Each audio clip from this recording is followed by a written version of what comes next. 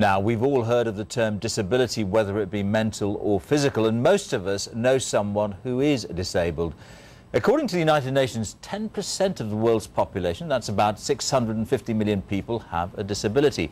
Encouraging others to accept people with disabilities has long been a challenge, but one organisation here in the UK has come up with a unique way of getting the message across. I'll be talking to their managing director in a moment, but let's first have a look at some of its awareness campaign.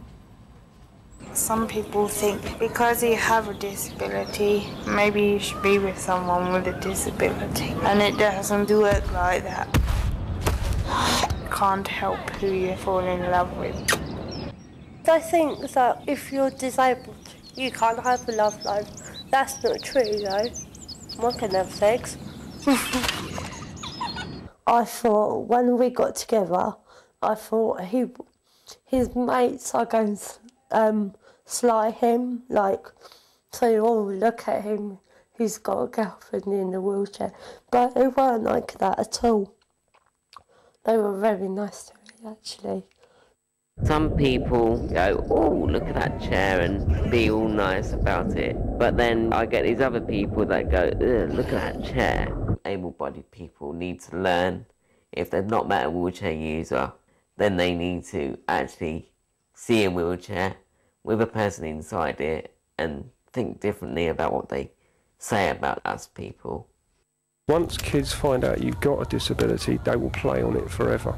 Although they didn't understand what was wrong, I'd lost my peripheral vision at school, and they knew that they could get up close to me, whack me in the side of the head with a book, and I'd never be able to spot who'd done it. So you develop other skills, like very sensitive hearing and things like that, as a countermeasure.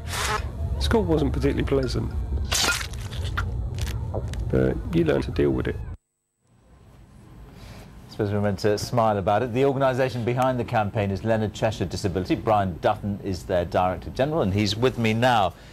This really is a departure. There I was, looking at something about disability and with a huge smile across my face. Yes. It's a big departure from the kind of old earnest approach. Well, this is our second run at this. We did it last autumn very successfully.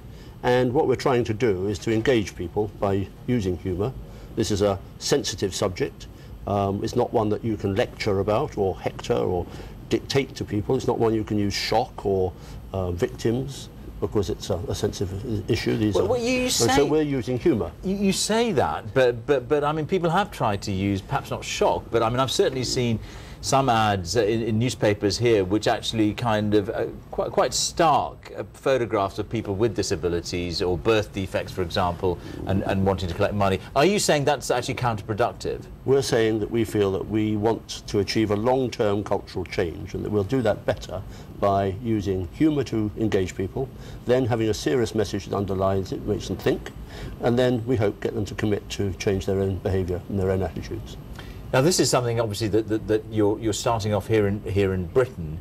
Is this ad going to be seen anywhere else? Well, the first series, which we ran in the autumn, was seen all over the world. We can't afford to pay for it all over the world, unfortunately. We'd love to be able to do so.